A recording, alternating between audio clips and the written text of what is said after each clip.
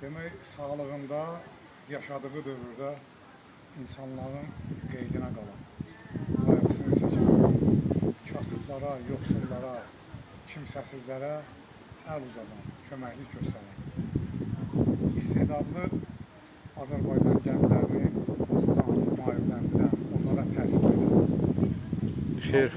milləti üçün çox böyük cəmfəşanlıqlar göstərən, xeyrxalq bir insan, Azərbaycanın atası deyək, varını, yoxunu bütün insanlara xərcləyən, milləti üçün qızlar gimnaziyası tikən, filarmoniyanı tikdirən, Azərbaycanda bir çox tarixi memarlıq abidələri tikdirən, hansı ki, bugünkü günə qədər davam edir, yaşayır.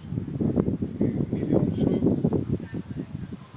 Hacı Zeynalabdin Tağıyevin məzarının başındayım. Mən hər gün bu kişiyə Əl-Fatihə surəsi, Tufanlar surəsi oxuyuram. Bir gün xoşbəxtəm ki, onun qəbrini ziyarət etmişəm. Dediyim kimi, onun vəsiyyəti ilə Axund Mirzə Hacı Turabın başdaşının yanında bastırdılar, onu özünün vəsiyyətinə verir. Burada da onun qızı Sara xanımın qəbridir. 1991-ci ildə dünyasını dəyişir. Kasıblıqla, aclıqla, səfalət içində bu cür milyonçunun qızı elə bir kasıblıqla yaşadı, dünyasını dəyişdi.